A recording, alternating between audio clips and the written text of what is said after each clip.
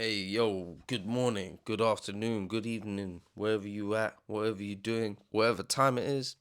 I wanted to update you guys on this situation with this futon mattress thing, okay? I ain't even gonna put the laptop down. You already know the deal. It's like a thin mattress type thing made in Japan. I got myself a thin pillow here, which I mentioned to you, probably in a different one. And I've got a weighted blanket. This thing's heavy. I'll be doing like repetitions on my legs with my belly to the ground, face down, lifting my legs up, getting like some pumps in my legs from a weighted blanket, which means my legs must be really weak, which means I should probably go to a gym, start putting some heavy loads on my legs. So we're considering that. But this video is not about that. This video is about an update. So I've been sleeping on this thing for what? I'd say between a week or two, maybe two weeks. Probably about 2 weeks. And honestly, I have not been counting the days. Okay, I have not thought about that whatsoever. And a few days into it, I was gonna make this video and let you know, but I thought, you know what, I might change my mind. So let me give it some time. So I gave it some time, and here I am. And I decided to let you know that buying this little floor mattress thing, getting the bed out of here, I had this thing all boxed up, ready. I had it ready to go for honestly like months. I had this futon mattress and the tatami mat for months. It was all boxed up and ready to go, and I didn't open the box because I was hesitant. Not only because getting a big bulky bed with the whole ottoman underneath out of this room and moving it somewhere else and deciding, well, do I want to throw this out? Do I want to throw this away? Do I want to donate it? Do I want someone to come collect it? And then I change my mind, and then I want my bed back and my mattress back. Listen, the bed and the mattress are downstairs in a big room, okay? And I call it nap time. But I'm going to tell you something, right? I don't nap on that bed. I don't even use that for anything, okay? I come when it's nap time. First of all, nap time's important. Okay, studies show that people who take a nap in the day, in the early afternoon, like a siesta or something, tend to have lower, all cause mortal or whatever it is, or, a longer life, put it that way. So, more longevity in their life. They tend to live longer overall, which is interesting. That might be more to do with, you know, geo geographical, location based statistics that basically show that just because more people take naps on the equator and their life is longer, that correlation means that your life is longer because you take naps. I don't know if that's entirely true. Okay, so because there's a lot of like substance abuse disorders which lead you to take naps. Okay, and not all of them will extend your life. um well, not many of them at all, actually. So I find that rather interesting.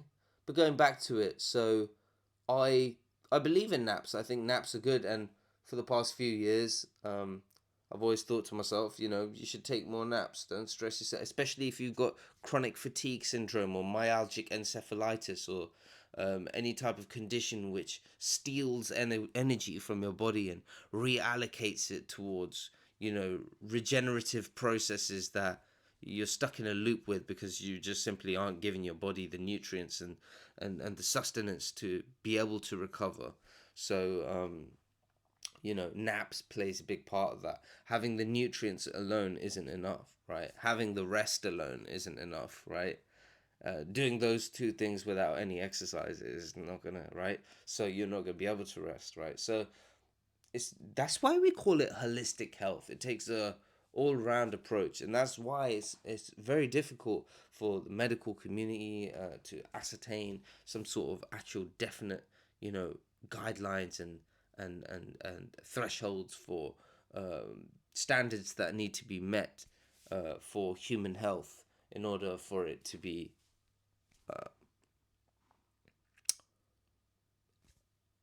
efficient, you could say, and like optimal. That's the word I was looking for, optimizing your health. So nap time's important, but I haven't been taking naps for, actually a long time. And whenever I'd squeeze a nap in, it'd just be uncomfortable and not that great, and I'd fall asleep. I'd wake up feeling a bit groggy and stuff. But that happens anyway. But like, I'll tell you something, right? Ever since I got this futon thing, right?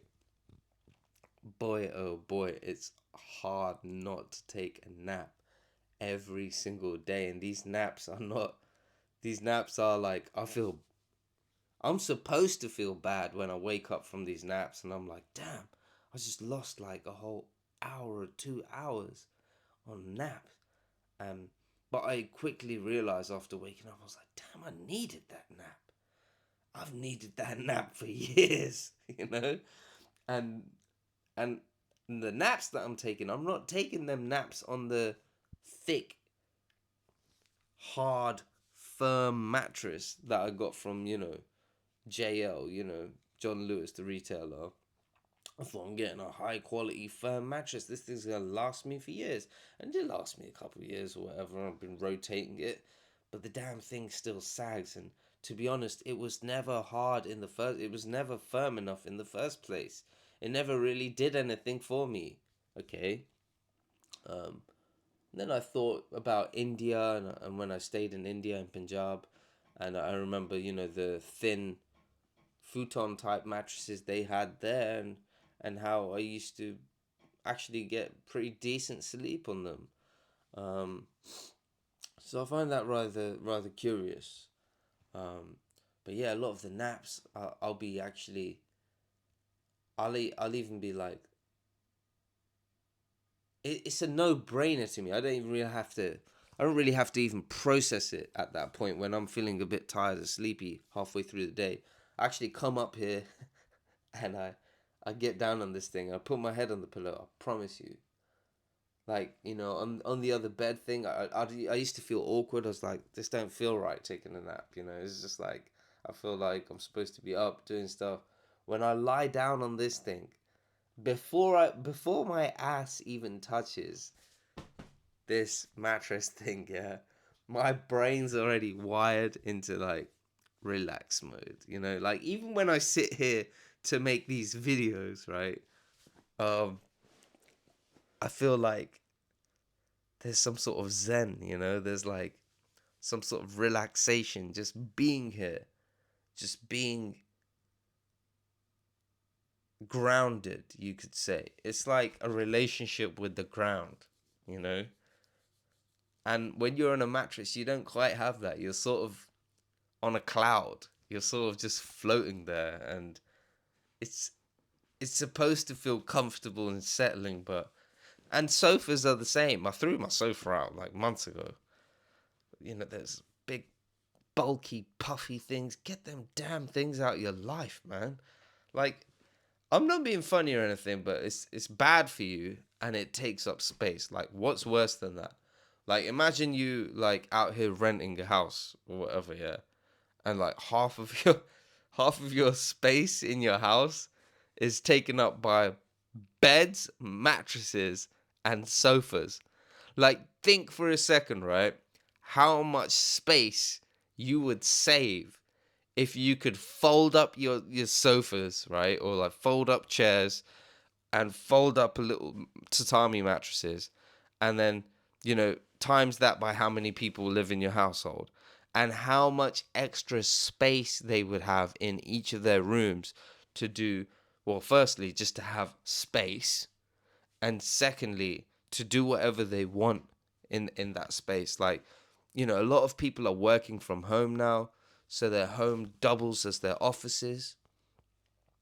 So if you have an office set up in your bedroom, now all of a sudden you don't really need a huge room for your bed and everything. You could just have a room where you have your office set up, and then at night you have your little mattress and you lie down and you sleep on it. It doesn't really matter if there's loads of stuff around you, because you're sleeping on the bed, you're not dancing on it, right?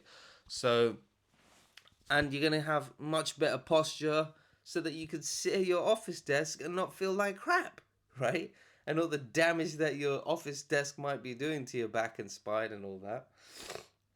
I highly recommend. I don't have one myself, but I highly recommend considering getting a standing desk. I think they call it a standing desk, and definitely look into good quality chairs. Like Herman Miller make good chairs. They're expensive, but you buy it once and you kind of buy it for life, and you can't do that with your spine. You don't have a spine, it goes all wonky, break your back and stuff. And now you just throw your spine out in the trash and buy a more expensive spine because you learned your lesson. No, there's some things you just kind of have to get right the first time. Okay, so, here's we're at 10 minutes. What else can I say about this thing? So having a weighted blanket helps just not, like with the grounding effect that I spoke to you about.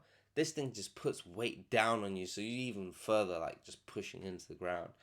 And I gotta say, like, it's kind of like synonymous to the feeling you might get lying on the open grass on a nice spring day, and having the window slightly ajar, even in the winter, and the breeze coming through there.